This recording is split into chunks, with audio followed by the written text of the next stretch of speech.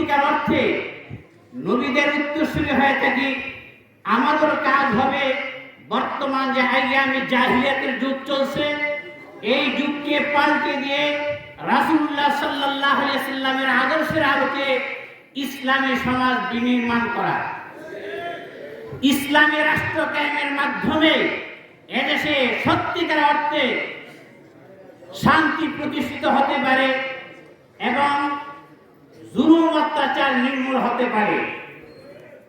আমরা স্বাধীনতার পরে এদেশে অনেক মানুষের শাসন দেখেছি,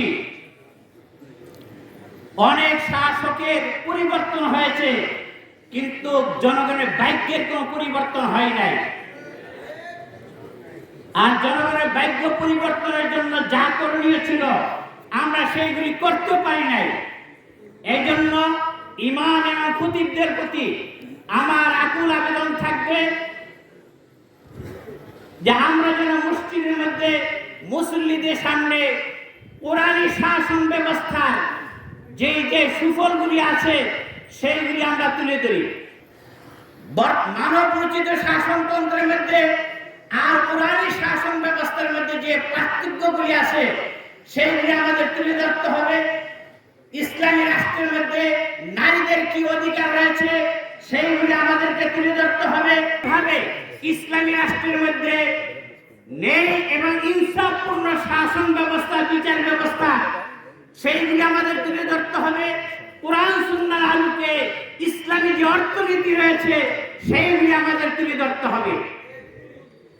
যদি এইগুলি আমরা তুলে ধরতে না পারি তো এই জন্য আমাদেরকেও আল্লাহ তাআলার কাছে জবাবদিহি করতে হবে।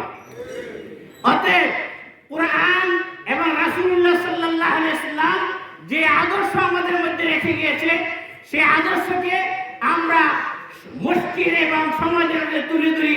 এর মাধ্যমে আমরা এই দেশের মধ্যে যেন একটি ইসলামী রাষ্ট্র কায়েম করা যায় সেই ধরনের একটা রূপরেখা যদি আমরা তুলে ধরতে পারি, সত্যিকার অর্থে অচিরে এই দেশের মধ্যে ইসলামী রাষ্ট্র কায়েম হবে।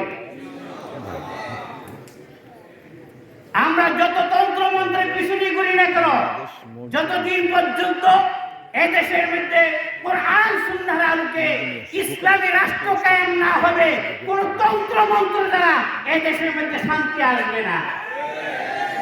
তাই আপনাদেরকে কোরআন সুন্নাহর আলোকে ইসলামের রূপরেখা তুলে ধরার আহ্বান জানিয়ে আমি আমার বক্তব্য শেষ করছি। নাসরুল্লাহি ওয়া ফাতহুল করিম।